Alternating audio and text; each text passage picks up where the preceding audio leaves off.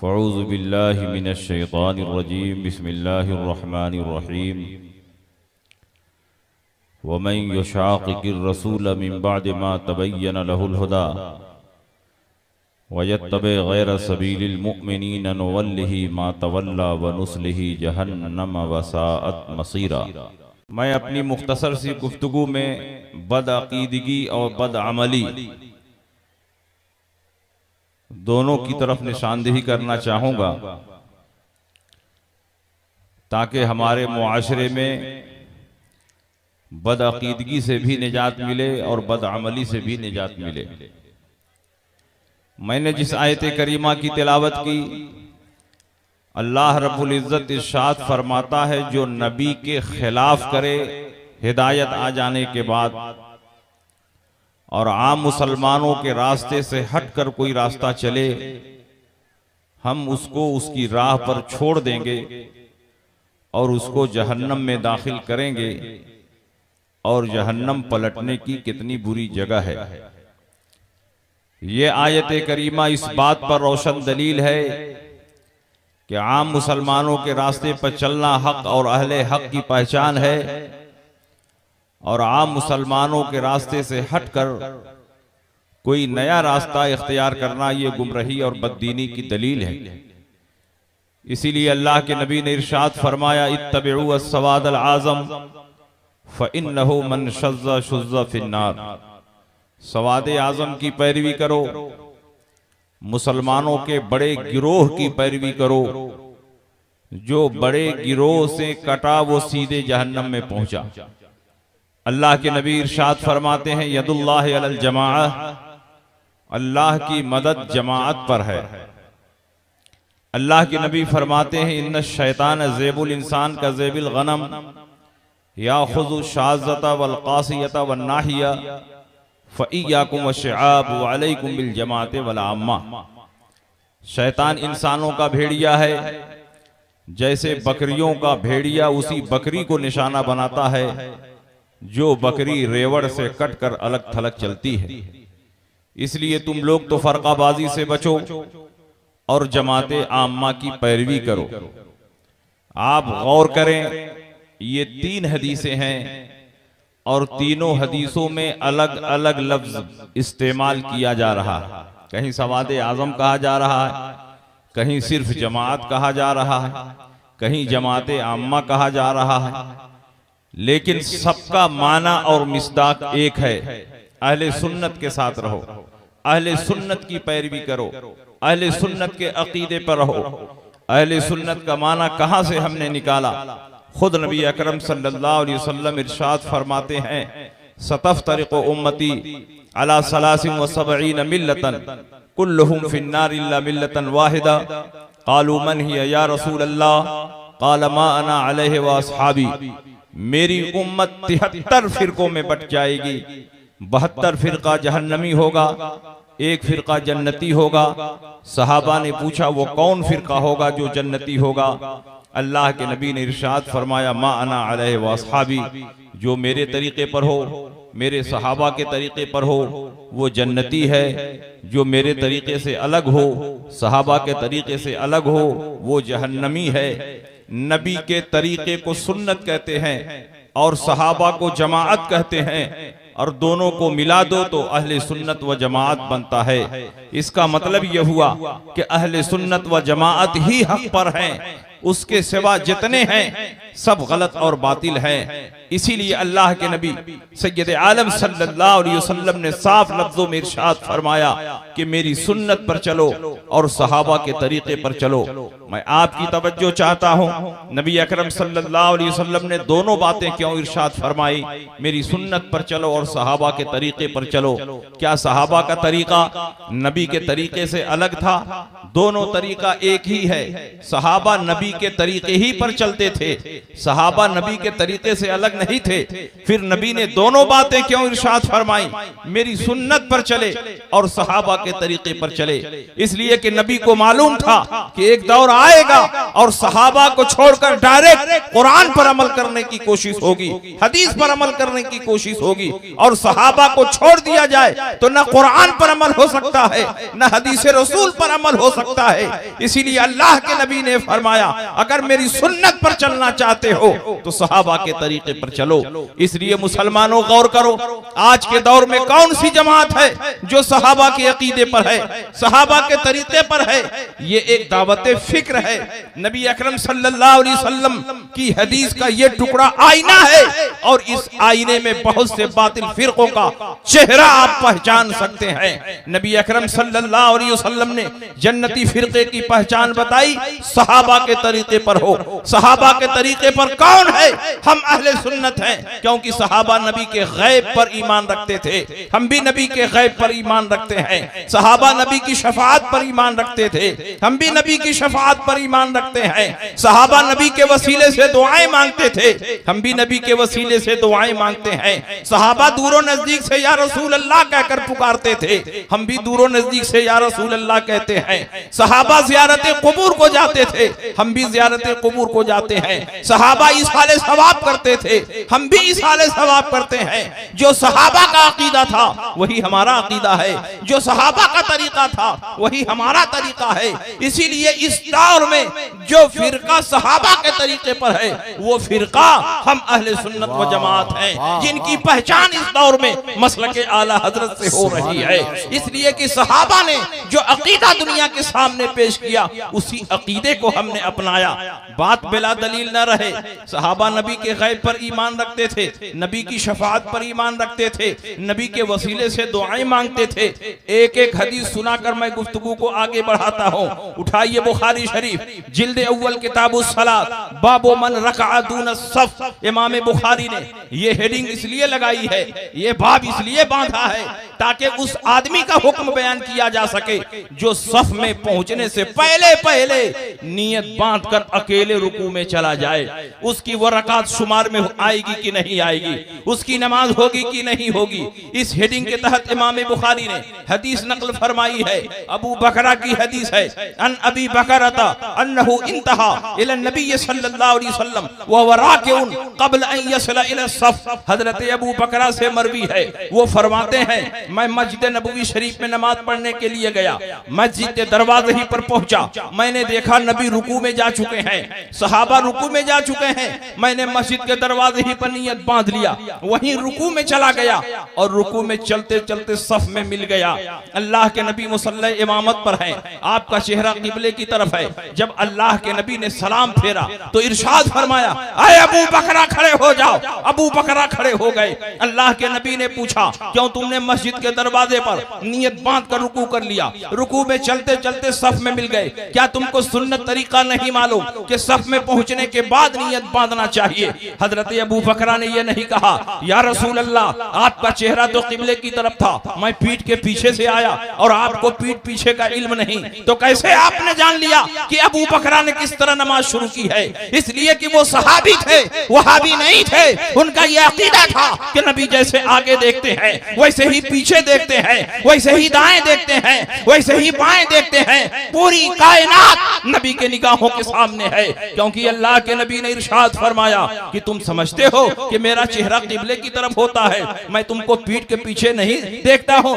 इन्नकुम तरौना क़िबलती हा होना, तुम समझते हो मेरा चेहरा किबले की तरफ होता है, मैं तुमको पीठ के पीछे नहीं देखता हूँ। वल्लाहि इन्नी ला अराकुम वरा ज़हरी कमा अराकुम अमामी, मैं तुमको पीठ के पीछे ऐसे ही देखता हूँ जैसे आगे देखता हूँ। अमा ला यख्फा अलैया रुकूअकुम वला खुशूअकुम, तुम्हारा रुकू भी मुझसे छुपा हुआ नहीं, तुम्हारा खुशू भी मुझसे छुपा हुआ नहीं। मैं वो पैगंबर हूँ कि कब्रिस्तान से गुजरता हूँ, मुर्दों के हालात को देखता हूँ, किस पर अजाब हो रहा है, किसको सवाब दिया जा रहा है। मैं वो नबी हूँ, मक्के में होता हूँ, मदीने के हालात को देखता हूँ, मदीने में होता हूँ, जंगे रूम का मुशाहिदा करता हूँ, मिंबर पर होता हूँ, क़यामत तक के अहवाल को सहाबा के सामने पेश करता हूँ। मैं वो नबी हूँ कि जमीन पर होता हूँ, आसमान वालों को देखता हूँ, और जब आसमान से गुजरता हूँ जमीन पर चलने वाले इंसानों के दिलों को पढ़ता हूँ। आला हजरत फरमाते हैं सरे अर्श पर है तेरा गुजर, दिले फर्श पर है तेरी नजर, मलकूत मुल्क में कोई शय नहीं वो जो तुझ पे आया नहीं, बखुदा खुदा का यही है दर, नहीं और कोई मफर मकर जो वहां से हो यही आके हो, जो यहाँ नहीं तो वहां नहीं। नारे तकबीर, नारे रिसालत, मसलके आला हजरत, रूहे कायनात कॉन्फ्रेंस। आप जरा अंदाजा लगाओ नबी अकरम सल्लल्लाहु ताला अलैहि वसल्लम की शान क्या है। पूरी कायनात का मुशाहिदा फरमा रहे हैं, और ये अकीदा हम बरेलवियों का है कि नबी अकरम सल्लल्लाहु अलैहि वसल्लम पूरी कायनात का मुशाहिदा फरमा रहे हैं। नबी अकरम सल्लल्लाहु अलैहि वसल्लम के वसीले से दुआ मांगना ये हम अहले सुन्नत की पहचान है। नबी की शफाअत पर ईमान रखना ये हम अहले सुन्नत की खुसूसियत है। नबी अकरम सल्लल्लाहु अलैहि वसल्लम इरशाद फरमाते हैं जब मैं मेराज में तशरीफ ले गया तो अल्लाह ने शफाअत कुबरा का मनसब अता फरमाया। अल्लाह ने मुझे ये पावर और इख्तियार दिया, ऐ नबी तुम जिनकी शफाअत कर दोगे उनके लिए जन्नत वाजिब हो जाएगी। अल्लाह के नबी ने इरशाद फरमाया मेरी उम्मत के 70,000 अफराद बगैर हिसाबो किताब के जन्नत में जाएंगे। वजूहुहुम कल कमरे लैलतल बद्र, उनका चेहरा 14वीं रात के चांद की तरह चमक रहा होगा। उनमें कोई पहले और कोई बाद में नहीं दाखिल होगा। ला यदखुलु अव्वलुहुम हत्ता यदखुल आखिरहुम, सब एक साथ कदम उठाएंगे और जन्नत में दाखिल हो जाएंगे। जरा नबी की शान देखो, नबी 70,000 के चेहरों को देख रहे हैं, दाखिले का अंदाज देख रहे हैं। हजरत उकाशा इब्न मेसन असदी ने फरमाया उदउल्लाह अन यजअलनी मिनहुम, ऐ अल्लाह के नबी मेरे लिए दुआ फरमा दें कि उन 70,000 में जो बगैर हिसाबो किताब के जन्नत में दाखिल होंगे मेरा भी नाम शामिल हो जाए। नबी ने ये नहीं फरमाया दुनिया में शफाअत का इख्तियार नहीं है, मैं कैसे तुमको शामिल कर सकता हूँ। नबी ने दुनिया ही में अपनी शफाअत का पावर और इख्तियार जाहिर करते हुए इरशाद फरमाया अंत मिनहुम, जाओ उन 70,000 में तुम्हारा भी नाम शामिल कर दिया। इसका मतलब ये हुआ कि 70,000 का कोटा अगरचे अल्लाह ने मुकर्रर फरमाया है, लेकिन सिलेक्शन का इख्तियार प्यारे मुस्तफा को दिया गया है। मुस्तफा जिसे चाहेंगे वो 70,000 में दाखिल होगा, और जिसे नहीं चाहेंगे लाख नमाजें पढ़े, रोजा रखे, कुरान की तिलावत करे, नबी की शफाअत का मुस्तहिक नहीं होगा। क्या बात है, वाह। इसीलिए आला हजरत फरमाते हैं आज ले उनकी पनाह, आज मदद मांग उनसे, फिर न मानेंगे क़यामत में अगर मान गए। सुभान अल्लाह, सुभान तो अब बताइए नबी की शफाअत पर हम ईमान रखते, नबी से नबी के वसीले से दुआ मांगी जाए इस पर हम अकीदा रखते हैं। और ये जमात जिसको आप देवबंदी कहते हैं ये इल्म गैब के मुनकिर हैं, शफाअत के मुनकिर हैं, तवस्सुल के मुनकिर हैं, ज़ियारत क़ुबूर के मुनकिर हैं, इसाले सवाब के मुनकिर हैं, तो ये सहाबा के तरीके पर नहीं हो सकते। और इसी हदीस से ये भी मालूम हो गया कि गैर मुक़ल्लिदीन ज़माना जो अपने आप को अहले हदीस कहते हैं ये भी सहाबा के तरीके पर नहीं है। इसलिए कि सहाबा ने 20 रकात तरावी पढ़ी और ये 8 रकात तरावी पढ़ते हैं, इसलिए ये सहाबा के तरीके पर नहीं है। ज़ैद इब्न रोमान की रिवायत है कानन नास यक़ूमून फी ज़मन उमर इब्न अल-खत्ताब बि-20 रकातन वल वित्र, सारे के सारे सहाबा उमर इब्न खत्ताब के जमाने में 23 रकात पढ़ते थे, 20 रकात तरावी और 3 रकात वित्र। यही सहाबा का अमल था। उमर इब्न खत्ताब ने देखा कि सारे सहाबा अलग अलग मस्जिद में तरावी की नमाज पढ़ रहे हैं। उमर इब्न खत्ताब ने एक इमाम पर जमा फरमा दिया, वो इमाम उबई इब्न काब हैं। उबई इब्न काब की इमामत में सारे सहाबा को जमा फरमा दिया और उबई इब्न काब ने 20 रकात तरावी पढ़ाई। सहाबा में से किसी ने इनकार नहीं किया। इसका मतलब 20 रकात तरावी ये खुलफाए राशिदीन की सुन्नत है। हजरत उमर के बाद हजरत उस्मान खलीफा हुए, उन्होंने भी 20 रकात तरावी पढ़ाई। हजरत अली खलीफा हुए, उन्होंने भी 20 रकात तरावी पढ़ाई। हजरत उमर के बाद जितने खुलफाए राशिदीन आते गए सबने 20 रकात तरावी पढ़ाई। इसका मतलब 20 रकात तरावी ये बिदअत नहीं है, खुलफाए राशिदीन की सुन्नत है। इसलिए हम 20 रकात पढ़कर बिदअत नहीं कर रहे हैं बल्कि खुलफाए राशिदीन की सुन्नत पर अमल कर रहे हैं। और खुलफाए राशिदीन की सुन्नत पर चलना ये हकीकत में रसूल पाक की इताअत है। सुभान अल्लाह। आप जरा अंदाजा लगाओ। तकबीर, नारे रिसालत रूह कायनात कॉन्फ्रेंस मसलके आला हजरत खलीफे हुजूर ताजुश शरिया। सुभान अल्लाह सुभान अल्लाह। ये पहचान है इस बात की कि ये सहाबा के तरीके पर नहीं। तरावी 20 रकात थी, उसको घटा के 8 रकात कर दिया, और वित्र की नमाज 3 थी तो उसको घटा करके 1 रकात कर दिया। लेकिन नमाज पढ़ना हुआ तो घटाया और गोश्त खाना हुआ तो बढ़ा दिया। कहा कुर्बानी 3 दिन नहीं है बल्कि 4 दिन। सारे सहाबा 3 दिन कुर्बानी करते रहे। हजरत अबू बकर सिद्दीक, हजरत उमर, अब्दुल्ला इब्ने उमर, बरा इब्ने आजिब, हजरत अली की रिवायत है अय्यामुन नहर सलासतुन अफजलुहा अव्वलुहा। कुर्बानी 3 दिन है और पहले दिन कुर्बानी करना अफजल है। 1400 साल तक उम्मत मोहम्मदिया 3 दिन कुर्बानी करती रही, यहां तक कि मक्का मुकर्रमा में 3 ही दिन कुर्बानी होती रही। लेकिन जब से उस पाक सरजमीन पर इन नापाकों की हुकूमत कायम हुई है, इन्होंने 4 दिन कुर्बानी कर दिया है। याद रखें, 4 दिन कुर्बानी रसूल पाक से साबित नहीं है, सहाबा से साबित नहीं है। सहाबा ने 3 दिन कुर्बानी की है। इस सिलसिले में कई रिवायतें मौजूद हैं, लेकिन इन्होंने देखा कि 4 दिन ताजा ताजा गोश्त खाने को मिलना चाहिए। इन्होंने नमाज को घटा दिया और गोश्त को बढ़ा दिया। और इन्होंने सिर्फ यही नहीं बल्कि कुर्बानी के जानवर में भी तब्दीली और तारीफ की। इनके एक मुज्तहिद हैं सिद्दीक हसन भोपाली, इन्होंने अपनी किताब बुदुरुल अहिल्ला में लिखा कि एक बकरे में 100 आदमियों की कुर्बानी जायज है। महंगाई के एतबार से इनका फतवा भी बदल रहा है। जब बकरा सस्ता था, एक बकरे में 1 की कुर्बानी हो रही थी। जब बकरा महंगा हुआ, इन्होंने फौरन फतवा बदल दिया और यह शाये कर दिया कि एक बकरे में 100 आदमियों की कुर्बानी जायज है। अब आप बताइए, आपके यहाँ एक बकरे में कितने लोगों की कुर्बानी होती है? 1 आदमी की कुर्बानी होती है। लेकिन इन्होंने फतवा दिया कि एक बकरे में 100 आदमियों की कुर्बानी जायज। खुद बदलते नहीं, कुरान को बदल देते हैं। हुए किस कदर फकीहाने हरम बेतौफीक। इन्हीं को देखकर कलकत्ता के शमानियाजियों ने मीटिंग की। उनके नेताओं ने अपने मौलवियों पर दबाव बनाया और कहा कि तुम लोग सहूलतें नहीं दे रहे, नई नई चीजें नहीं पैदा कर रहे हो, नए नए मसाइल नहीं पेश कर रहे हो, इसलिए शमानियाजियत आगे नहीं बढ़ रही है। अगर तुम लोग चाहते हो कि शमानियाजियत आगे बढ़े तो तुम लोग भी नई नई बातें पैदा करो ताकि लोग शमानियाजी बने, तुम्हारी जमात आगे बढ़े। 3 दिन तक कलकत्ता की सरजमीन पर सेमिनार हुआ और शमानियाजी मौलवियों ने गौर व फिक्र करने के बाद एक फतवा जारी किया कि अगर एक बकरे में 100 आदमियों की कुर्बानी जायज है तो एक मुर्गे में 7 आदमियों की कुर्बानी जायज है। अब आप बताइए कि ये दोनों फतवे साफ साफ बता रहे हैं कि नहीं कि ये दोनों जन्नती नहीं है, जहन्नमी है। क्योंकि नबी अकरम सल्लल्लाहु अलैहि वसल्लम ने इरशाद फरमाया, सम्मिनु दहायाकुम फइन्नहा लसिरात मतायाकुम। मोटे और फरबा जानवरों की कुर्बानी करो, क्योंकि इसी कुर्बानी के जानवर पर बैठकर पुल सिरात पार करना है। जिस जानवर की कुर्बानी करते हो मोटा होना चाहिए, फरबा होना चाहिए, ताकि उस पर बैठकर पुल सिरात पार कर सको। जिस जानवर की कुर्बानी करते हो उसी पर बैठकर पुल सिरात पार करना है।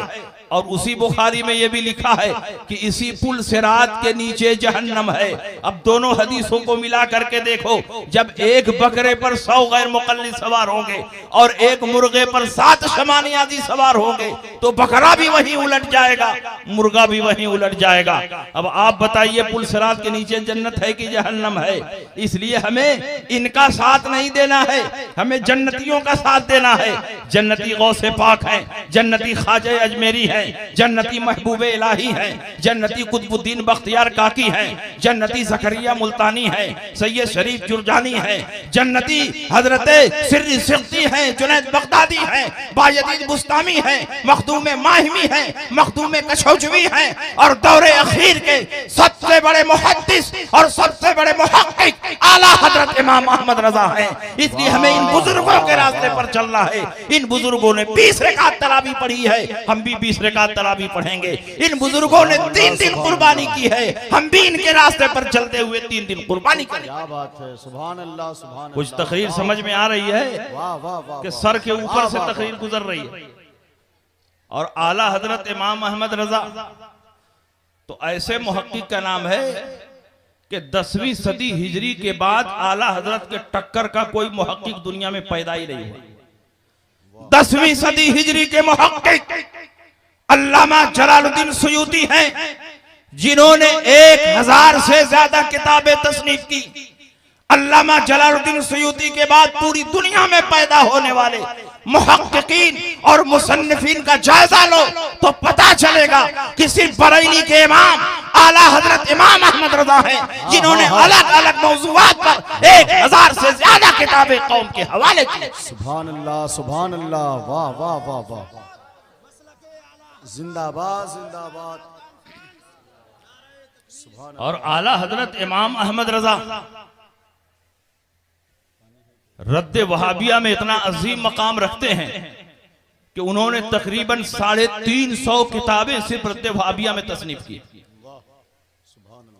आला हजरत इमाम अहमद रजा ने अपने तजदीदी कारनामों की बुनियाद पर पूरी दुनिया में ऐसा अजीम शान कारनामा अंजाम दिया है कि आज मसलके अहले सुन्नत की पहचान साफ और वाज़ेह लफ्जों में मसलके आला हजरत से हो रही है। आज पूरी दुनिया में कहीं चले जाओ, मसलके आला हजरत के जरिए हम सुन्नी सही अकीदा मुसलमान पहचाने जाते हैं। आला हजरत इमाम अहमद रजा ऐसे मुहक्किक हैं कि जब आप हरमैन शय्यबैन तय्यब तशरीफ ले गए, दूसरी बार ज़ियारते हरमैन तय्यबैन के लिए तशरीफ ले गए, आपके बेटे हुज्जतुल इस्लाम पहले चले गए और फिर अचानक बातनी कशिश की बुनियाद पर आला हजरत इमाम अहमद रजा के दिल में रसूल पाक सय्यद आलम सल्लल्लाहु अलैहि वसल्लम की चाहत और मोहब्बत इस तरह पैवस्त हुई कि बगैर साबिका इरादे के आला हजरत हज के लिए निकल पड़े। आला हजरत इमाम अहमद रजा जब मक्का मुकर्रमा पहुंचे, उस दौर में खिलाफत उस्मानिया की हुकूमत कायम थी। खिलाफत उस्मानिया की तरफ से शरीफ मक्का हरमैन तय्यबैन को कंट्रोल कर रहे थे। हरमैन तय्यबैन के शरीफ और गवर्नर शरीफ मक्का थे, उनके दरबार में वहाबियों ने 6 सवालात पेश किए। उन्होंने कहा आप लोगों का अकीदा है कि नबी गैब जानते हैं, अगर नबी गैब जानते हैं तो इन 6 सवालों को हल कर दीजिए, इन 6 सवालों का जवाब दे दीजिए। आला हजरत इमाम अहमद रजा मक्के में मौजूद है। शरीफ मक्का के दरबार में इल्म गैब से मुताल्लिक 6 सवालात पेश हुए। शरीफ मक्का ने मौलाना साले कमाल को बुलाया और कहा कि आप इस पर्चे को ले जाइए, 2 दिन में इसका तहकीकी जवाब लिख कर लाइए। जवाब इतना परफेक्ट होना चाहिए कि कहीं से उंगली रखने की गुंजाइश ना हो। मौलाना साले कमाल वो पर्चा लेकर अपने घर आए, अलमारी में रख दिया। उसी दिन उनके घर मिलाद की महफिल सजी हुई थी। आला हजरत इमाम अहमद रजा को इत्तला मिली कि वहाबियों ने इल्म गैब मुस्तफा को ललकारा है, चैलेंज किया है। आला हजरत इमाम अहमद रजा की गैरत ने गवारा न किया कि अहमद रजा मक्के में मौजूद हो और नबी के इल्म को ललकारा जाए और अहमद रजा उसका जवाब न लिखे। आला हजरत इमाम अहमद रजा मौलाना साले कमाल के घर तशरीफ ले गए। मिलाद की महफिल चल रही थी। उलमाए मक्का ने खड़े होकर आला हजरत का एजाज़ो इकराम किया।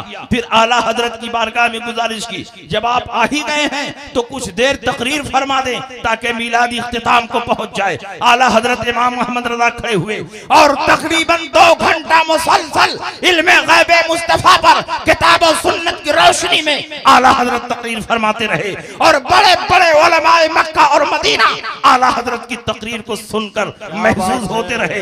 उनके चेहरे पर खुशी और मसरत के आसार नुमाया होते गए। मौलाना साले कमाल ने अलमारी खोली, पर्चा निकाला, कहा हुजूर जो तकरीर आपने फरमाई है वही तकरीर लिख दीजिए, किताब तैयार हो जाएगी। आला हजरत ने फरमाया इल्म गैब मुस्तफा पर जब अहमद रजा का कलम चलेगा तो पूरी तहकीक के साथ लिखा जाएगा। उन्होंने फरमाया हुजूर इतना टाइम नहीं, 2 दिन में शरीफ मक्का के दरबार में किताब पेश करनी है। आला हजरत ने फरमाया अहमद रजा के लिए 2 दिन बहुत है, चंद घंटों में अहमद रजा इल्म गैब मुस्तफा पर एक ऐसी अजीम शान किताब लिख देगा कि सुबह क़यामत तक वहां भी उसका जवाब नहीं दे पाएंगे।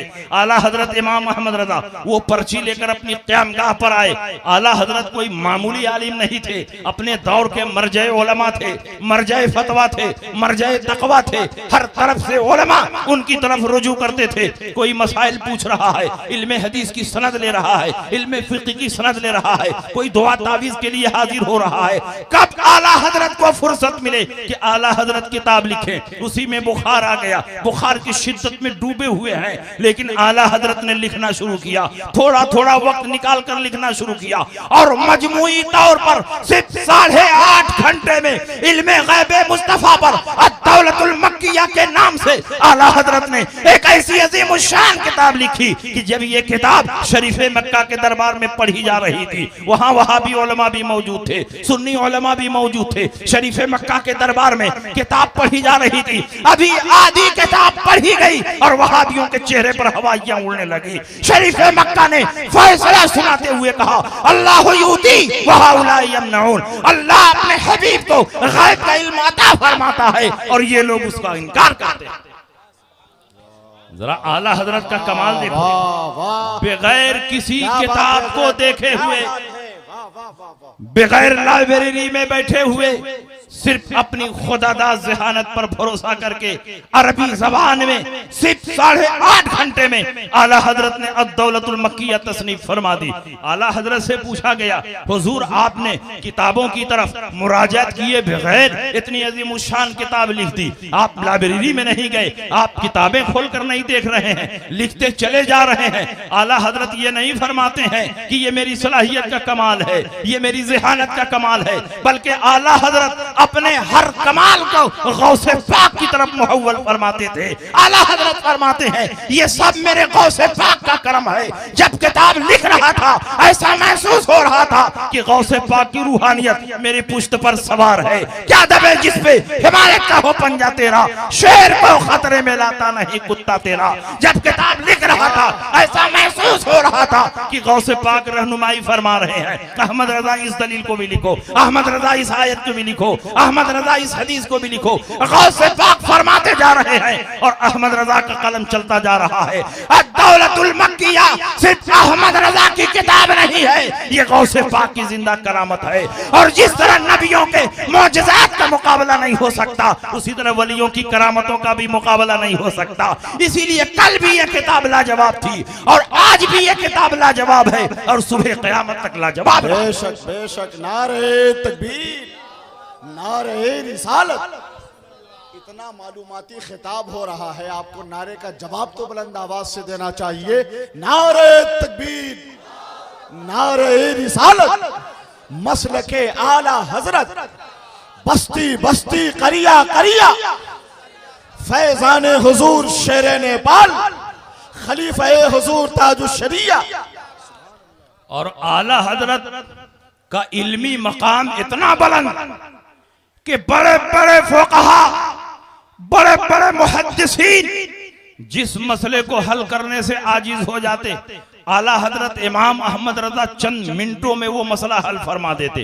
मैं आपको बता दूं कि जब दो हदीसें आपस में टकराती हैं तो उस टकराव को दूर करना हर आलिम के बस में नहीं है। जब दो अक़वाल आपस में टकराते हैं तो दोनों कौलों को अपने अपने माना पर मुंतबिक करना ये हर आलिम का काम नहीं। जो जबरदस्त फकीह होता है, शानदार मुफ्ती होता है, वही हदीसों के तारुज़ को, वही अक़वाल के तारुज़ को दूर कर पाता है। बड़े बड़े उलमा और मुहद्दिसीन तारुद और टकराव को दूर करने में आजिज हो गए। आइए मैं उसकी एक मिसाल पेश करूं और फिर आला हजरत अजीमुल बरकत का इल्मी मकाम आपके सामने पेश करूं। नबी अकरम सल्लल्लाहु अलैहि वसल्लम की बारगाह में एक सहाबी हाजिर हुए। उन्होंने पूछा, या रसूल अल्लाह, रोजे की हालत में अपनी बीबी से मुबाशरत जायज है कि नाजायज है? रसूल पाक ने फरमाया जायज है। मुबाशरत का माना है शौहर अपने बरहना जिस्म को बीबी के जिस्म से टच करे लेकिन हम बिस्तरी ना हो, दुखूल ना हो। नबी ने फरमाया जायज है। वो सहाबी चले गए। दूसरे सहाबी आए,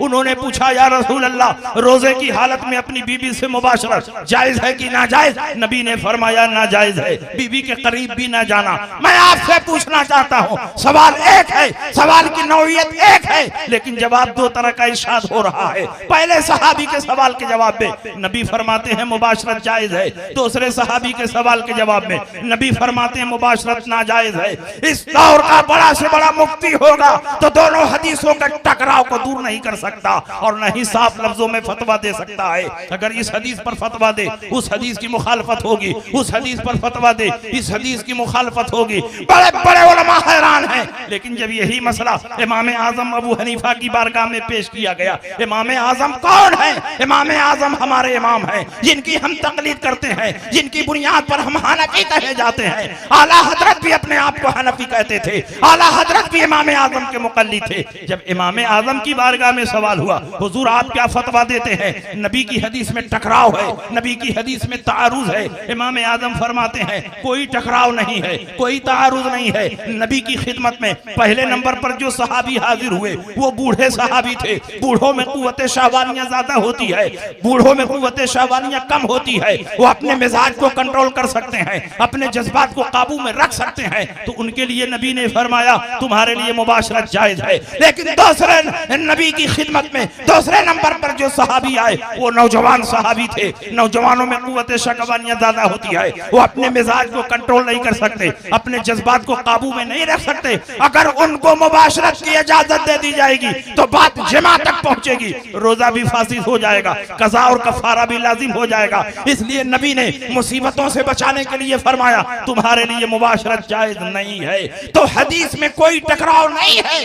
पहली हदीस बूढ़ों के लिए है और दूसरी हदीस नौजवानों के लिए है। आप जरा अंदाजा लगाओ, जब हदीस में टकराव हो रहा है तो कितनी मुश्किलात का सामना करना पड़ता है। लेकिन आइए इमाम अहमद रजा की बारगाह में, इमाम अहमद रजा ऐसे मकाम पर ऐसा फैसला सुनाते थे कि बड़े बड़े उलमा हैरान और परेशान हो जाते थे। दुर्रे मुख्तार में अल्लामा अलाउद्दीन हस्कफी ने एक मसला बयान किया है, थूक से बास तहरीरों को मिटाना जायज है, लेकिन अल्लाह के नाम को थूक से मिटाना नाजायज है। उसी के नीचे ये हदीस नकल फरमाई, अल कुरान वहब्बु इलल्लाह मिनस समावाति वल अर्द व मन फीहिन्ना। कुरान अल्लाह के नजदीक जमीनों आसमान और जो कुछ जमीनों आसमान में है सबसे ज्यादा महबूब है। इस हदीस को नकल करने के बाद इशारा फरमाया कि कुरानी आयात को भी थूक से मिटाना नाजायज और हराम है। उन्होंने ये हदीस नकल फरमा दी, लेकिन इसी हदीस की रोशनी में इख्तिलाफ पैदा हुआ कि कुरान अफजल है कि रसूलुल्लाह अफजल है।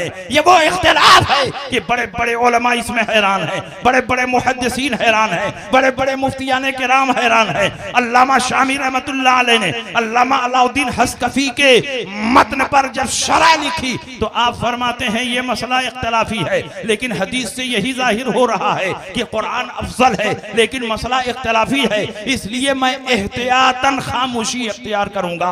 अल अहवत अल वक्फ, एहतियात इसमें है कि तवक्कुफ किया जाए। न मैं ये कहूंगा कि कुरान अफजल, न ये कहूंगा कि रसूलुल्लाह अफजल, बल्कि मैं चुप रहूंगा, जबान को खामोश रखूंगा। लेकिन आला हजरत इमाम अहमद रजा का तफक्कुर देखो, आला हजरत का कमाल देखो। जद्दुल मुमतार में जब आला हजरत ने इस पर हाशिया लिखा तो दो जुमलों में इख्तिलाफ को समेट कर रख दिया। आला हजरत फरमाते हैं ला हाजत इलल वक्फ फ इन्नल मसअलता वाज़िअतुल हुक्म इंदी बिफज़लिल्लाहि तआला व तौफीक़िही। मुझ बंदे को चुप रहने की कोई जरूरत नहीं, अल्लाह के फजल और करम से ये मसला मेरे ऊपर बिल्कुल वाज़ेह है। अगर कुरान से मुराद मुसहफ लिया जाए जो कागज और रोशनाई का मजमुआ है तो वो मखलूक है, और रसूल पाक तमाम मखलूकात में सबसे अफजल है तो कुरान से भी अफजल हुए। और अगर कुरान से मुराद कलामे इलाही लिया जाए तो कलामे इलाही अल्लाह की सिफत है। अल्लाह की हर सिफत अज़ली और अबदी और कदीम है। नबी मखलूक और हादिस है, कोई भी मखलूक और कोई भी हादिस सिफत कदीमा के बराबर नहीं हो सकता। तो इस लिहाज से रसूल पाक मफजूल है और कुरान अफजल है। उलमा के कलाम में कोई टकराव नहीं, कोई तारुद नहीं। जिन्होंने कहा रसूलुल्लाह अफजल है उनकी मुराद कुरान से मुसहफ है, और जिन्होंने कहा कलाम इलाही अफजल है उनकी मुराद अल्लाह की सिफत है। इसलिए दोनों में कोई टकराव और तारुद नहीं है। लगता है मेरी तकरीर आपके सर के ऊपर से गुजर रही है। माशाअल्लाह, माशाअल्लाह। बात समझ में आ रही है?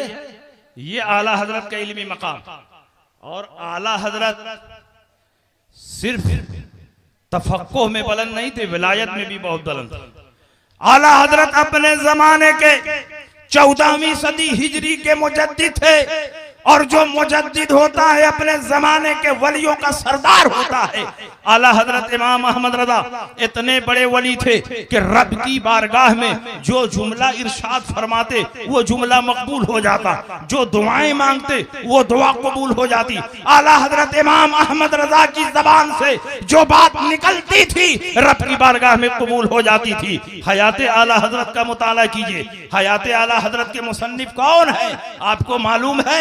इसी पटना की सरजमीन से ताल्लुक रखने वाली शख्सियत मलिकुल उलमा अल्लामा ज़फरुद्दीन बिहारी हैं, जिन्होंने आला हजरत पर सबसे पहली सवाने हयात मुरत्तब करके पूरी जमात की तरफ से कफाला अदा कर दिया है। अल्लामा ज़फरुद्दीन बिहारी आला हजरत के इतने चहीता हैं, इतने चहीते हैं कि आला हजरत ने जब मंजर इस्लाम खोला तो सबसे पहले तालिब इल्म मलिकुल उलमा अल्लामा ज़फरुद्दीन बिहारी है। और जब आला हजरत के मदरसे से फरागत हुई तो सबसे पहले फारिग अल्लामा ज़फरुद्दीन बिहारी हैं। और जब आला हजरत पर सवाने लिखनी हुई तो सबसे पहली सवाने जिस शख्सियत ने लिखी है वो भी अल्लामा ज़फरुद्दीन बिहारी। सुभान अल्लाह, सुभान अल्लाह, इतनी माशाअल्लाह। अव्वलियत उनको हासिल। हयाते आला हजरत में लिखते हैं कि बरेली शरीफ में एक बहुत बड़े आलिम थे अल्लामा गुलाम हुसैन बरेलवी। ये मौलाना मोहम्मद हुसैन बरेलवी के वालिद हैं और आला हजरत के वालिद के दोस्त हैं। बरेली शरीफ में तिलिस्मी परेश उन्हीं का था जिसमें आला हजरत की किताबें छपती थी। अल्लामा गुलाम हुसैन बरेलवी एक दिन आला हजरत की खिदमत में हाजिर हुए। उन दिनों बरेली शरीफ में बारिश नहीं हो रही थी। आला हजरत इमाम अहमद रजा की खिदमत में हाजिर हुए। बाप के दोस्त हैं इसलिए बाप के दर्जे में हैं। आला हजरत शायान शान इस्तकबाल करते हैं, उनकी जियाफत फरमाते हैं। फिर आला हजरत पूछते हैं बताइए बारिश का मिजाज कैसा है? मौलाना मोहम्मद हुसैन बरेलवी ने आसमान की तरफ देखी, आसमान के तारों को देखी, उनकी चाल देखी, कागज पर एक जायचा और नक्शा बनाया और फरमाया इस महीने में बारिश नहीं होगी, आइंदा महीने में बारिश होगी। आला हजरत ने फरमाया मेरे रब ने चाहा तो इसी महीने में बारिश होगी। अल्लामा गुलाम हुसैन बरेलवी ने कहा इस महीने में बारिश नहीं होगी। आप सितारों की चाल नहीं देखते, सितारों की वजह नहीं देखते? अल्लामा गुलाम हुसैन बरेलवी इल्मे नुजूम और इल्मे हयात में बहुत माहिर थे और आला हजरत बेशुमार उलूम व फनून में महारत ताम्मा रखते थे। आला हजरत ने फरमाया मेरे रब ने चाहा तो इसी महीने में बारिश होगी। उन्होंने कहा आप सितारों की चाल नहीं देखते? आला हजरत फरमाते हैं मैं सितारों की चाल भी देख रहा हूँ और सितारों को पैदा करने वाले रब की कुदरत भी देख रहा हूँ। मेरे रब ने चाहा तो इसी महीने में बारिश होगी। उन्होंने कहा इस महीने में बारिश नहीं होगी, आइंदा महीने में बारिश होगी। आला हजरत ने देखा कि इल्मे नुजूम और इल्मे हयात के ज़न्नी कायदों पर इतना भरोसा है कि अल्लाह की कुदरत से गाफिल हो रहे हैं और इन्हें पता भी नहीं चल रहा है। आला हजरत के सामने एक कलाक लटक रही थी, एक घड़ी लटक रही थी, उसमें 11:15 बज रहे थे। आला हजरत ने पूछा बताइए घड़ी में क्या टाइम हुए हैं? उन्होंने कहा 11:15 बजे हैं। आला हजरत ने पूछा 12 बजने में कितना बाकी है? उन्होंने कहा पौना घंटा बाकी है। आला हजरत ने पूछा अगर पौना घंटा नहीं गुजरेगा तो क्या 12 नहीं बजेगा, 12 की घंटी नहीं बजेगी? उन्होंने कहा हरगिज नहीं, जब तक पौना घंटा ना गुजर जाए उस वक्त तक न 12 बज सकता है न 12 की घंटी बज सकती है। आला हजरत खड़े हुए, बड़ी सुई को खींचकर 12 पे कर दिया, फौरन 12 बज गया, 12 की घंटी बज गई। आला हजरत ने फरमाया आप तो कह रहे थे जब तक पौना घंटा नहीं गुजरेगा न 12 बजेगा न 12 की घंटी बजेगी। देखिए 12 भी बज गया, 12 की घंटी बज गई। उन्होंने कहा आपने बड़ी सुई को खींचकर 12 पे कर दिया इसलिए फौरन 12 बज गया, 12 की घंटी बज गई। अगर ये सुई अपनी फितरी रफ्तार से चलती तो पौना घंटा गुजरने के बाद ही 12 बजता। आला हजरत फरमाते हैं यही नुक्ता मैं आपको समझाना चाहता हूँ। मैंने बड़ी सुई को खींचकर 12 पे कर दिया, फौरन 12 बज गया, 12 की घंटी बज गई। मेरा परवरदिगार भी कादिर है, जब चाहे इस सितारे को खींचकर यहाँ कर दे, उस सितारे को खींचकर यहाँ कर दे, इस सितारे को खींचकर यहाँ कर दे, फौरन सितारों की चाल बदल जाएगी, सितारों की वजह बदल जाएगी, आपका बनाया हुआ नक्शा बदल जाएगा। मेरे रब ने चाहा तो इसी महीने में बारिश होगी, बल्कि इसी हफ्ते में बारिश होगी, बल्कि अभी बारिश होगी। इतना कहना था कि बारिश होने लगी, बारिश होने लगी। इतनी बारिश होती है कि बरेली की सरजमीन जलती हो जाए। नारे तकबीर, नारे रिसालत, मसलके आला हजरत, इश्क मोहब्बत, इश्क मोहब्बत, रूह कायनात कॉन्फ्रेंस, करामत आला हजरत। सुभान अल्लाह। मोहतरम आला हजरत की मकबूलियत का अंदाजा देखें। गुजारिश है कि उलमा की तरफ से बार बार फरमाइश हो रही है और आवाम की तरफ से भी कि नबी रहे आला हजरत हुजूर अल्लामा इमरान रजा खान सिमनानी मियां साहब क़िबला बरेली शरीफ को मिंबर शरीफ पर लाने की तैयारी की जाए। सुभान अल्लाह, सुभान अल्लाह, सुभान अल्लाह। बात समझ में आ रही है? आला हजरत पे कुछ और सुनना चाहते हैं? कितने लोग सुनना चाहते हैं? हाथ उठाएं। आप लोग तो खाली मुशायरा सुनना चाहते हैं और या तो लतीफा और चुटकुल्ला सुनना चाहते हैं। कोई दरसगाही तकरीर कर दे तो आप लोगों को पसंद ही नहीं आती। सुनना चाहते हैं? सुनिए आला हजरत और मसलके आला हजरत की हक्कानियत। उसी हयाते आला हजरत में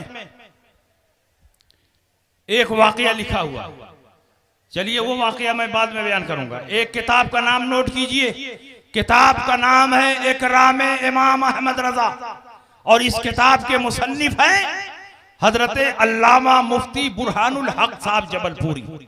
ये आला हजरत के मुरीद भी हैं, आला हजरत के खलीफा भी हैं, आला हजरत के शागिर्द भी हैं और आला हजरत के रूहानी फर्जंद भी हैं।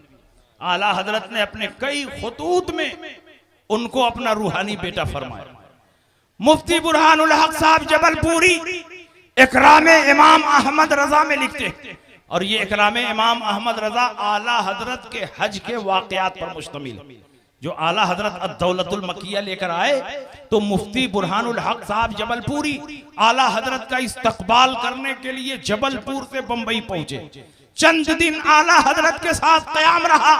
एक दिन आला हजरत बातनी कशिश की बुनियाद पर फरमाते हैं, बुरहान मियां तैयार हो जाओ, बांद्रा चलना है और बांद्रा के मजदूर साहब से मुलाकात करनी है।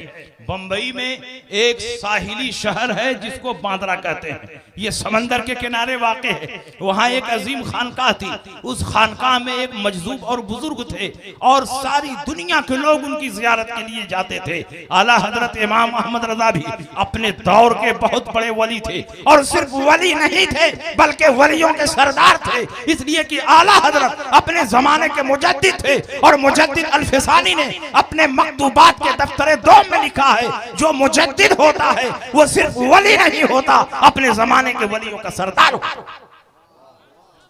आला हजरत फरमाते हैं कि चलो तैयार हो जाओ, बांद्रा चल रहा है, बांद्रा के मजजूब साहब से मुलाकात करनी है। आला हजरत अजीमुल बरकत मुफ्ती बुरहानुल हक को लेकर चले। इधर आला हजरत निकल रहे हैं और उधर मजजूब साहब को आला हजरत की खुशबू महसूस होने लगती है। मजजूब साहब अपने मुरीदीन मोतकदीन को जमा करके फरमाते हैं, एक बहुत बड़े आलिम मुझसे मिलने के लिए आ रहे हैं, उनके इस्तकबाल की तैयारी करो, उनके लिए चाय बनाओ, उनके लिए काफी बनाओ, उनके लिए कहवा बनाओ। जैसे जैसे आला हजरत करीब हो रहे हैं, आला हजरत की खुशबू भी करीब से करीब तर होती जा रही है। जब आला हजरत खानकाह में पहुंचे, मजदूर साहब कहते हैं कि बहुत करीब से खुशबू आ रही है, लगता है आलिम साहब मेरी खानकाह में आ चुके हैं, चलो हुजरे से बाहर निकलकर उनका इस्तकबाल करते हैं। हुजरे से बाहर निकले, आला हजरत के रुखे ज़ेबा पर नजर पड़ी, दोनों बुजुर्ग आपस में सलाम और मुसाफा करते हैं और मजदूर साहब पूरे एजाज़ो इकराम के साथ आला हजरत को लेकर अपने हुजरे में आए। आला हजरत बैठते हैं, मजदूर साहब बैठते हैं, मुफ्ती बुरहानुल हक साहब बैठे हैं, तमाम मुरीदीन मुतक़िदीन बैठे हैं, उलमा और मशाइख बैठे हैं। मजदूर साहब की आदत थी कि आपकी खानकाह में 3 चीजें हमेशा दस्तयाब रहती थी, चाय, काफी, कहवा। और जब कोई आलिम पहुंचता था तो चेहरे को गौर से देखते थे और गौर से देखने के बाद मुतय्यन करते, इनको चाय पिलाओ, इनको काफी पिलाओ, इनको कहवा पिलाओ। लेकिन जब आला हजरत खानकाह में पहुंचे तो मजदूर साहब फरमाते हैं, बताइए आप क्या पीना पसंद करेंगे? आपके लिए चाय भी हाजिर है, आपके लिए काफी भी हाजिर है, आपके लिए कहवा भी हाजिर है। आला हजरत बुजुर्गों की बारगाह के अदब शनास है। आला हजरत फरमाते हैं, मजदूर साहब ने तीनों का नाम लिया है, मुझे तीनों पसंद है, चाय भी पसंद है, है, काफी भी पसंद है, कहवा भी पसंद है। एक ही प्याली में चाय डाली गई, उसी में काफी डाली गई, उसी में कहवा डाला गया और आला हजरत ने चमचे से हिलाकर पी लिया।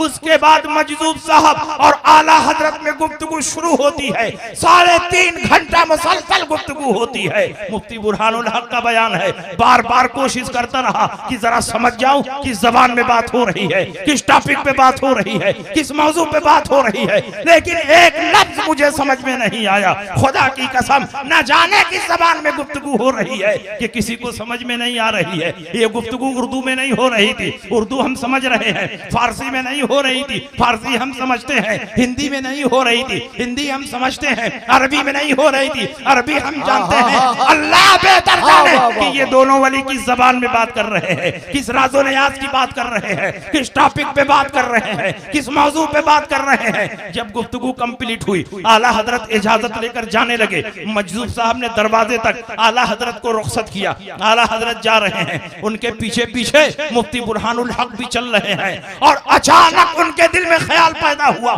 कि आला हजरत जिनसे मिलने के लिए आए हैं वो कोई मामूली बुजुर्ग नहीं होंगे, बहुत पाए के बुजुर्ग होंगे। चलूं मैं भी तन्हाई में अपने लिए दुआ करा लो।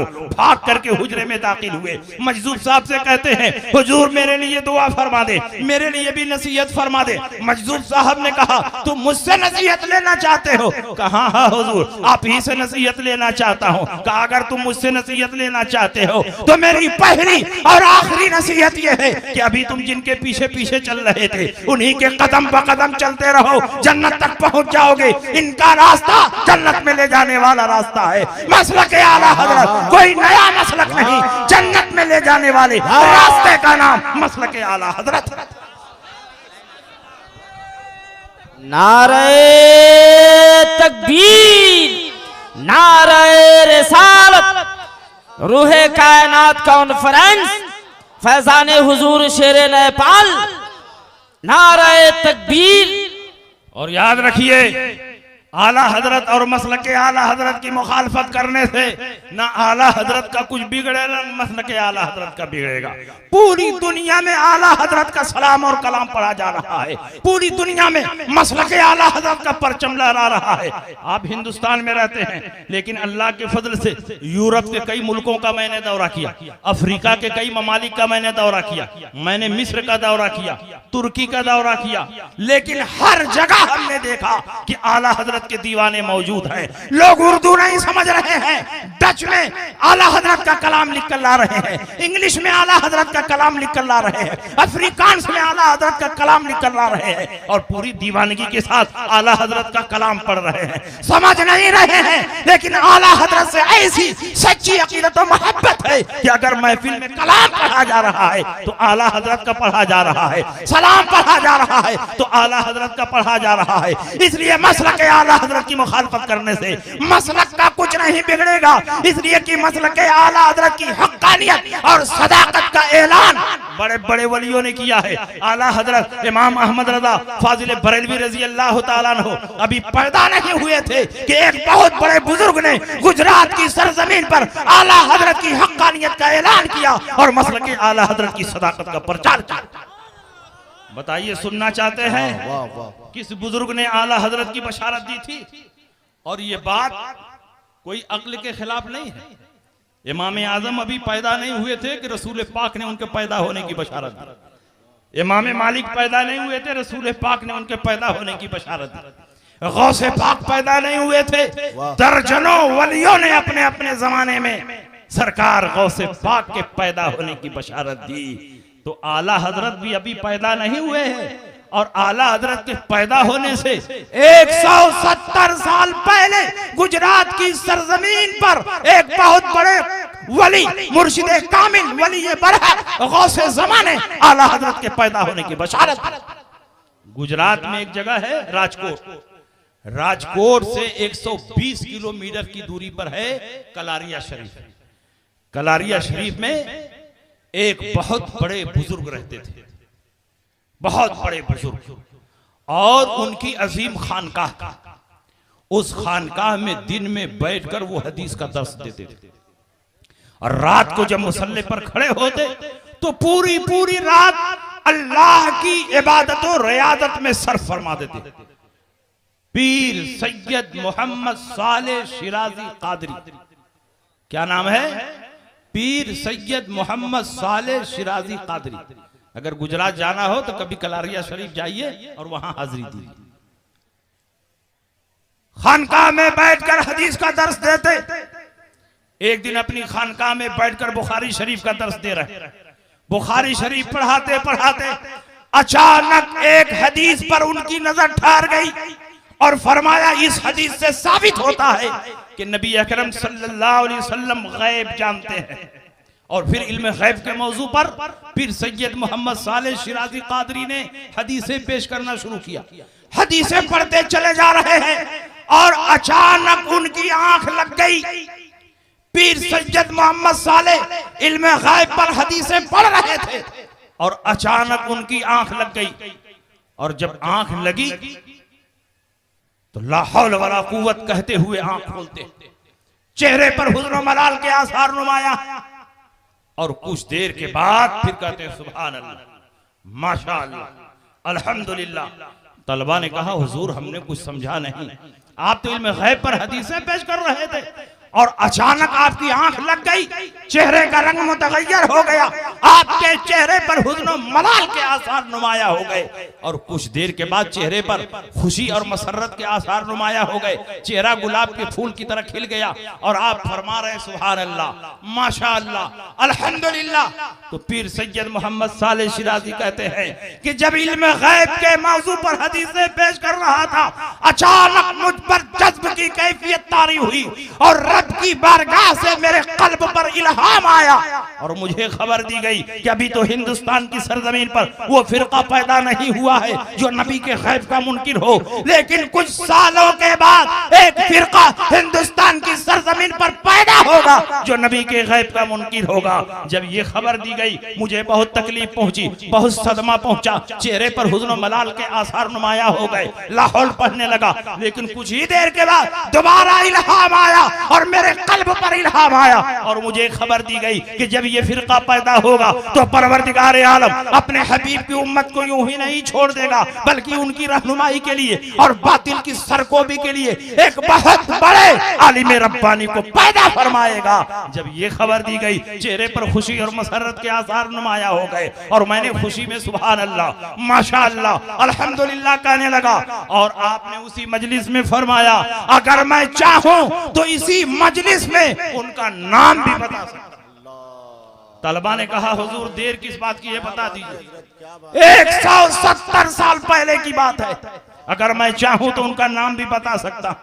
तलबा ने कहा, हुजूर बता दीजिए। कहा, जाने दो जज्ब की बातें। कहा, नहीं हुजूर, जब आपने कह दिया है तो बता ही दीजिए। तो जोश आ गया, कहा बता दूं? तलबा ने कहा बता दीजिए। कहा वाकई बता दूं? कहा बता दीजिए। कहा वाकई बता दूं? तलबा ने कहा बता दीजिए। तो आपने फरमाया, कान खोल कर सुन लो, अभी तो हिंदुस्तान की धरती पर वहां भी फिरका पैदा नहीं हुआ है जो नबी के गैब का मुनकिर हो, लेकिन 170 साल के बाद एक फिरका पैदा होगा जो नबी के गैब का मुनकिर होगा। तो परवरदिगार आलम उनकी सरकोबी के लिए और अपने हबीब की उम्मत की रहनुमाई के लिए बरेली की धरती पर इमाम अहमद रजा को पैदा फरमाएगा। इमाम अहमद रजा पैदा होंगे और उनके बातिल अकायद व नजरियात की ताबूत में आखिरी कील। नारे तकबीर, नारे रिसालत, मसलके आला हजरत फैजाने बरेली शरीफ। लोग समझते हैं कि आला हजरत मामूली मौलवी थे। क्यों तुम लोग हर मजलिस में आला हजरत का नाम लेते हो? क्यों हर जलसे में आला हजरत का नाम लेते हो? क्यों जगह जगह आला हजरत का नाम लेते हो? मैंने बारहा कहा है कि अगर आला हजरत का नाम न लें और मसलके आला हजरत का नाम न लें तो क्या तुम्हारे बाप का नाम लें? तुम्हारे बाप ने कौन सा कारनामा अंजाम दिया है जब पूरे दुनिया के मुसलमानों के दीनों ईमान पर बातिल फिरकों की तरफ से हमला हो रहा था? उस वक्त बड़ी बड़ी खानकाहें थी, बड़े बड़े शयूख थे, बड़े बड़े आलिम थे, लेकिन तमाम मुसलमानों के दीनों ईमान की हिफाजत के लिए जिसने मैदान अमल में कदम रखा वो बरेली का पठान इमाम अहमद रजा फाजिल बरेली भी है, जिसने सिर्फ वहाबियों के रद में 350 किताबें। इसलिए आज आला हजरत का नाम लिया जा रहा है। और मैं क्या हूं और मैं किस खेत की मूली हूं? बड़े बड़े वलियों ने आला हजरत का नाम लिया, बड़े बड़े फुकहा और मुहद्दिसीन ने आला हजरत का नाम लिया। आला हजरत के जमाने के एक बहुत बड़े मुहद्दिस हैं हजरत मुहद्दिस सूरती, मौलाना वसी अहमद मुहद्दिस सूरती। ये आला हजरत के मुरीद नहीं है, आला हजरत के खलीफा नहीं है, आला हजरत के शागिर्द नहीं है, आला हजरत के मुआसरीन में से हैं। और आला हजरत उनका बहुत एहतराम करते थे।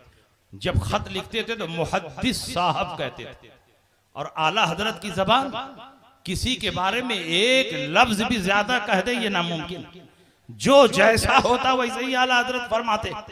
आला हजरत ने एक जगह खत में अल अशद्दुल अरशद उनको फरमाया, एक जगह आला हजरत ने खत में अल असदुल असद फरमाया, एक जगह आला हजरत ने खत में कंजुल करामत जबलुल इस्तकामत फरमाया।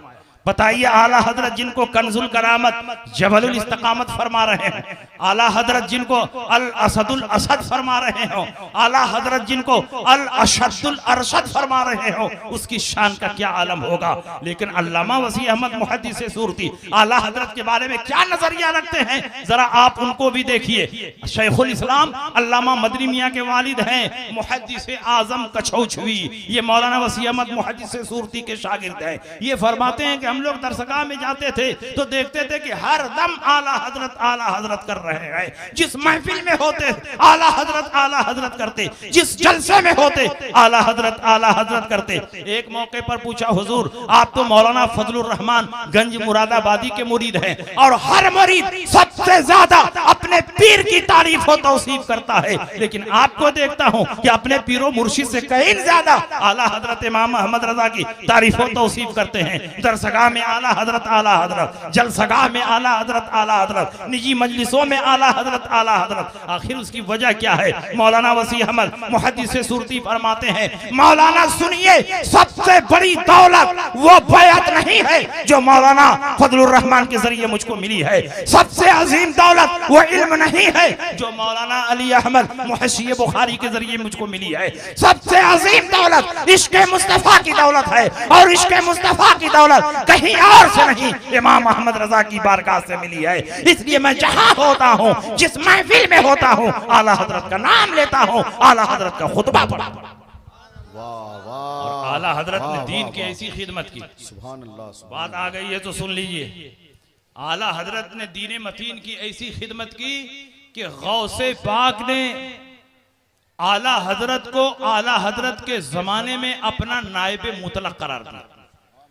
कई वलियों के ख्वाब में गौसे पाक ने आकर फरमाया, इस दौर में मौलाना अहमद रजा मेरे नायब हैं। जमात अहले सुन्नत के बहुत बड़े मुहद्दिस हैं पीर सैयद जमात अली शाह मुहद्दिस अलीपुरी, वो पाकिस्तान में इस वक्त इलाका पड़ता है अलीपुर का। उन्होंने ख्वाब देखा, ख्वाब में सरकार गौसे पाक तशरीफ लाए। उन्होंने पूछा, हुजूर इस वक्त हिंदुस्तान में आपका नायब कौन है?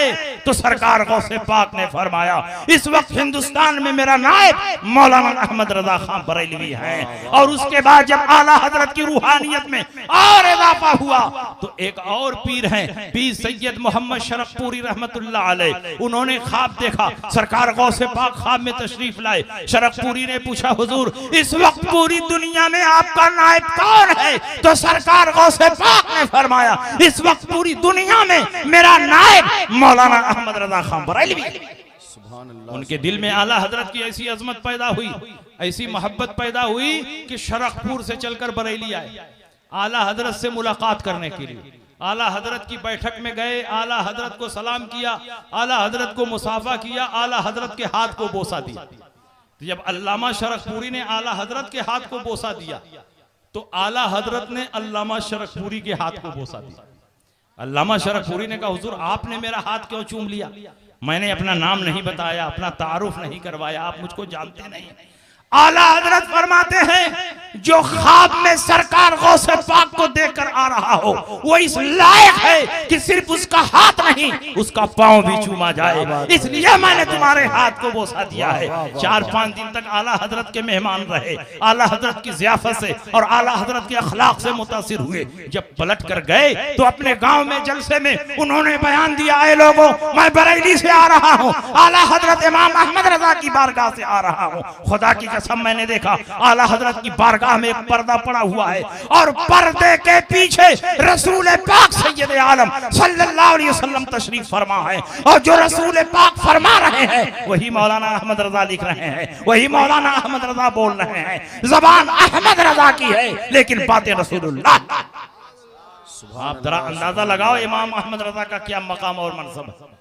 और आला हजरत को ये मकाम और मनसब यूं ही नहीं मिला, आला हजरत ने गौसे पाक की मोहब्बत में अपने आप को फना कर दिया। आप लोग 12वीं शरीफ 11वीं शरीफ में खिचड़ा बनाते हैं, आधा खाते हैं आधा फेंकते हैं, खिचड़े की भी तौहीन करते हैं।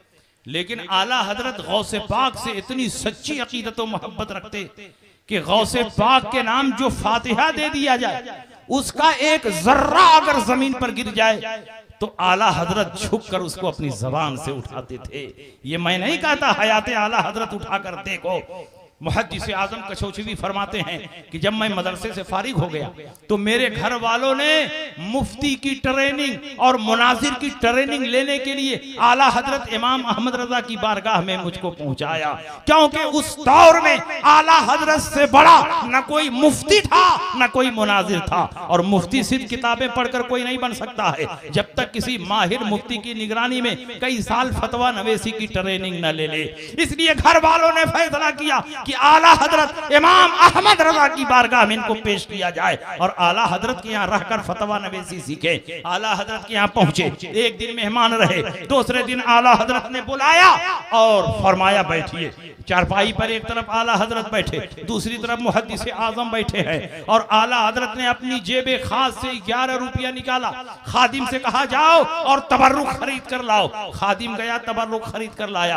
आला हजरत ने चारपाई पर रखा, गौसे पाक के नाम फातिहा पढ़ी और अपने हाथ से तबर्रुक उठाया, मुहद्दिस आजम कशौशवी को दिया, लीजिए आप खा लीजिए। बाकी तबर्रुक जितने हाजरीन और खुद्दाम थे उनको दिया, आप लोग आपस में तकसीम करके खा लें। सबने आपस में बांट करके खा लिया। मुहद्दिस आजम का बयान है, अचानक मैंने देखा आला हजरत इमाम अहमद रजा अपनी चारपाई से नीचे उतर आए। मैंने सोचा कोई जरूरत होगी, कोई हाजत होगी, घर में जाना चाह रहे होंगे, लेकिन मैंने देखा वो जमीन पर बैठ गए और जैसे सजदे में सर झुकाया जाता है वैसे आला हजरत सर झुकाने लगे। मैंने जमीन पर गौर से देखा तो मैंने ये देखा तबर्रुक बांटने वालों की गलती से तबर्रुक का एक छोटा सा जर्रा जमीन पर गिरा हुआ है और वक्त का इमाम उसको अपने हाथ से नहीं बल्कि झुककर अपनी जबान से उठाने की कोशिश कर रहा है। जिसके दिल में सरकार गौसे पाक का इतना एहतराम हो कि सरकार गौसे पाक की नियाज का एक छोटा सा जर्रा झुककर अपनी जबान से उठाता हो, उसके दिल में खुद सरकार गौसे पाक की जात का कितना एहतराम होगा। इसीलिए सरकार गौसे पाक ने आला हजरत इमाम अहमद रजा को अपना नायब बना दिया। बड़े बड़ों ने आला हजरत अजीमुल बरकत की शान में कसीदा पढ़ने की कोशिश की, आला हजरत की मिदहत करने की कोशिश की, लेकिन सब यही कहकर चुप हो गए, तुम्हारी शान में जो कुछ कहूं उससे सिवा तुम हो, कसीमे जाने इरफा ऐ शहे अहमद रजा तुम हो। यहाँ आकर मिली नहरे शरीयत और तरीकत की, है सीना मजमउल बहरैन ऐसे रहनुमा तुम हो, तुम ही फैला रहे हो इल्मे हक अकनाफे आलम में इमाम आले सुन्नत नाइबे गौसुल वरा। ये है आला हजरत अजीमुल बरकत का मकाम। इसलिए आप पूरी मजबूती के साथ मसलके आला हजरत पर डटे रहे।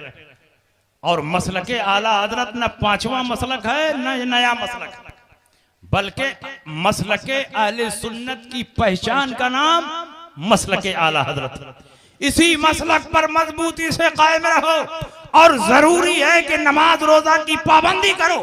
हम आला हजरत का नाम लेते हैं, लेकिन आला हजरत के हालात में आपको पढ़ना चाहिए। जब आला हजरत सख्त बीमार हो गए, चलने फिरने की ताकत नहीं थी, तो आला हजरत कुर्सी पर बैठ जाते और 4 आदमी आपको उठाकर मस्जिद में ले जाते और आला हजरत जमात के साथ मरजुल मौत में भी नमाज अदा फरमाते। मैं आपसे पूछना चाहता हूं, आला हजरत इतने बड़े आलिम थे, क्या आला हजरत ने कभी जमात तर्क फरमाई? क्या आला हजरत ने कभी नमाज छोड़ी? आला हजरत की जिंदगी का जो आखिरी रमजान था, आला हजरत बिल्कुल ज़ईफ और कमजोर हो चुके थे। बरेली में गर्मी बहुत थी और रोजा रखने की ताकत नहीं थी। आला हजरत ने अपने बारे में फतवा दिया कि नैनीताल में सर्दी पड़ रही है, वहां पहुंचकर रोजा रखना मुमकिन है। इसलिए आला हजरत ने अपने बारे में फतवा दिया कि तुम बरेली में नहीं, नैनीताल की पहाड़ी पर पहुंचकर रोजा रखो।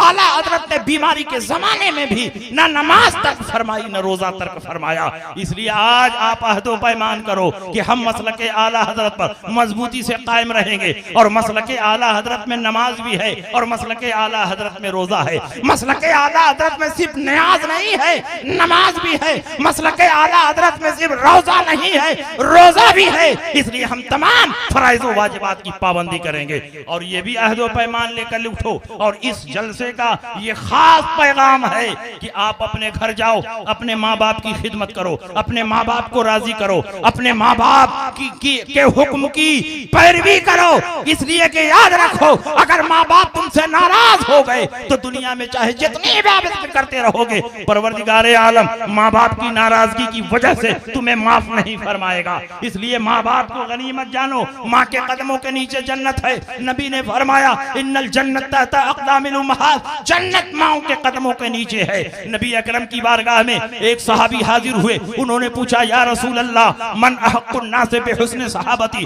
लोगों में कौन है जो हमारी खिदमत का सबसे ज्यादा मुस्तहिक है? नबी ने फरमाया उम्मुका, तेरी माँ मुस्तहिक है। सहाबी ने पूछा सुम्मा मन, उसके बाद कौन मुस्तहिक है? नबी ने फरमाया उम्मुका, तेरी माँ मुस्तहिक है। सहाबी ने पूछा सुम्मा मन, उसके बाद कौन मुस्तहिक है? नबी ने फरमाया उम्मुका, तेरी माँ मुस्तहिक है। जब चौथी मर्तबा सहाबी ने पूछा अब कौन मुस्तहिक है, तो नबी ने फरमाया सुम्मा अबूका, अब तेरा बाप मुस्तहिक है। जरा हदीस के तेवर को देखो, माँ की खिदमत बाप से 3 गुना ज्यादा है। इसका मतलब ये हुआ कि अगर 400 रुपया तुम वालिदैन पर खर्च करना चाहते हो तो 300 रुपया माँ पर खर्च करो, 100 रुपया बाप पर खर्च करो। अगर एक ही वक्त में माँ और बाप तुमसे पानी का मुतालबा कर रहे, माँ ने भी कह दिया बेटा पानी लाओ, बाप ने भी कह दिया बेटा पानी लाओ, तो सबसे पहले माँ की खिदमत पे पानी लेकर पहुंचो, फिर बाप की खिदमत पे पानी लेकर पहुंचो, क्योंकि माँ की खिदमत बाप से ज्यादा भी है और माँ की खिदमत बाप पर मुकद्दम भी। तो बताइए, माँ बाप की खिदमत करेंगे कि नहीं करेंगे? नमाज की पैरवी करेंगे कि नहीं करेंगे? नमाज की पाबंदी करेंगे कि नहीं करेंगे? आज के इस जलसे का यही पैगाम है कि हम वालिदैन की इताअत करेंगे, वालिदैन को खुश रखेंगे, वालिदैन की खिदमत करेंगे, वरना पूरी जिंदगी तुम कमाते रहो, कभी खुशहाल नहीं हो सकते। और अगर माँ को तुमने राजी कर लिया और माँ ने तुम्हारे बारे में दुआ दे दी, तो नबी अकरम फरमाते हैं माँ की दुआ बगैर किसी रुकावट के खुदा की बारगाह में पहुंचती है और कबूल हो जाती है। वो कौन माँ होगी कि बेटा उसकी खिदमत करे और माँ उसके लिए दुआ ना दे? जब माँ अपने होंठ हिलाएगी, तुम्हारे लिए दुआ करेगी, तो तुम्हारी दुनिया भी संवर जाएगी और तुम्हारी आखिरत भी संवर। और एक आखिरी बात सुन लो, अपने बच्चों और बच्चियों को दीनी तालीम से आरास्ता करो। जाहिल रहकर दुनिया की कौमों का तुम मुकाबला नहीं कर सकते। आज कंपटीशन का दौर है, आज मुकाबले का दौर है। ये अहद करो कि हम आधी रोटी खाएंगे, लेकिन अपने बच्चों को जरूर पढ़ाएंगे। दीनी तालीम भी दो और दुनियावी तालीम भी दो। और हर तरफ से मुसलमानों के ऊपर मसाइल घिर रहे हैं, बल्कि पूरी मजबूती के साथ अपनी बच्चियों को हिजाब में मलबूस करके स्कूलों में भेजेंगे और दीनियात के साथ साथ दुनियावी तालीम भी अपनी बच्चियों को देंगे। और ये कहना कि हिजाब इस्लाम का हिस्सा नहीं, ये गलत फहमी है, ये इस्लाम से नादानी की दलील है। नबी अकरम सल्लल्लाहु अलैहि वसल्लम की अज़वाजे मुतहहरात ने हिजाब की पाबंदी की है, कुरान में हिजाब का जिक्र है, अज़वाजे मुतहहरात की जिंदगी में हिजाब का जिक्र है, सहाबियात की जिंदगी में हिजाब का जिक्र है। कुरान की 7 आयतों में हिजाब का जिक्र है और 35 हदीसों में हिजाब का जिक्र है। नबी अकरम सल्लल्लाहु अलैहि वसल्लम ने पूरी ताकीद के साथ औरतों को हिजाब में रहने का आर्डर जारी फरमाया है। और कुरान में अल्लाह ने फरमाया या अय्युहन नबियो कुल अज़वाजिका व बनातिका व निसाइल मुमिनीना युदरीना अलैहिन्ना मिन जलाबिबिहिन्ना। ऐ नबी, आप अपनी अज़वाज को हुक्म दीजिए, अपनी बेटियों को हुक्म दीजिए और तमाम मुसलमानों की औरतों को हुक्म दीजिए कि वो लंबी चादर के जरिए अपने सर से लेकर पांव तक को ढांक ले। सर से लेकर पांव तक को ढांकना यही हिजाब है, यही निकाब है। उस दौर में लंबी चादर के जरिए बदन को छुपाया जाता था और आज मॉडर्न जमाने में उसी का निकाब और हिजाब बना लिया गया है, उसी का अबाया बना लिया गया है। इसलिए ये कहना कि कुरान में हिजाब नहीं है, ये गलत है। कुरान की 7 आयतों में हिजाब का जिक्र है और 35 हदीसों में हिजाब का जिक्र है और अज़वाजे मुताहरात की पूरी जिंदगी में हिजाब का जिक्र है। याद रखो एक आखिरी बात, नबी अकरम सल्लल्लाहु अलैहि वसल्लम की बारगाह में एक सहाबिया गई और पूरे जिस्म को चादर में छुपाकर नबी अकरम सल्लल्लाहु अलैहि वसल्लम की बारगाह में पहुंची। ये वो सहाबियां हैं कि उनका बेटा एक जंग में शहीद हो गया और मदीने में इत्तला आई कि तुम्हारा बेटा शहीद हो चुका। माँ के दिल पर क्या बीती होगी, लेकिन अपने जिस्म को चादर से छुपाया, नबी की बारगाह में पहुंची। सहाबाए किराम मौजूद हैं। सहाबिया ने पूछा या रसूल अल्लाह, मैंने सुना है कि मेरा बेटा शहीद हो गया है। सहाबा ने कहा कि मुसीबत के आलम में हो, बेटा गुम हो गया है, फिर भी तुम इतनी लंबी चादर ओढ़कर यहाँ आई हो। उस सहाबिया ने बहुत ही जलाल के आलम में जवाब दिया कि मेरा बेटा गुम हुआ है, मेरी शर्मो हया नहीं गुम हुई है। चाहे मैं जिस हाल में रहूं, अपने आप पर चादर डालकर रहूंगी, निकाब की हालत में रहूंगी, हिजाब की हालत में रहूंगी। इसलिए हिजाब ये मुस्लिम औरतों की पहचान है, ये हमारा कल्चर है, ये हमारी सोसाइटी है। जो हमारी सोसाइटी और हमारे कल्चर को मिटाने की कोशिशें कर रहे हैं वो खुद मिट जाएंगे। न इस्लामी तहजीब मिटी है, न कभी मिट सकती है। इस्लाम का तमद्दुन हमेशा बाकी रहेगा। इसलिए आज के इस इजलास में ये अहदो पैमान लेकर उठो कि हम अपने बच्चों को दीनी तालीम और दुनियावी तालीम से आरास्ता करेंगे। और इस दौर में अब जरूरी है कि मुसलमान कम खर्च करें और अपने पैसे को बचाकर स्कूल बनाएं, कॉलेज बनाएं। जब अपना कॉलेज होगा, जब अपना स्कूल होगा, अपना मैनेजमेंट होगा, तो कोई बच्चियों से निकाब नहीं उतरवाएगा, कोई बच्चियों से हिजाब नहीं उतरवाएगा। इसलिए मुसलमानों अब जरूरी है कि जहां तुम मदरसा बना रहे हो, मस्जिद बना रहे हो, इस्लामी बच्चियों के लिए स्कूल भी बनाओ ताकि इस्लामी माहौल में तुम्हारी बेटियां दुनियावी तालीम हासिल कर सकें। इन्हीं बातों के साथ मैं आपके दरमियान से रुखसत हो रहा हूँ। व आखिर दावाना अनिल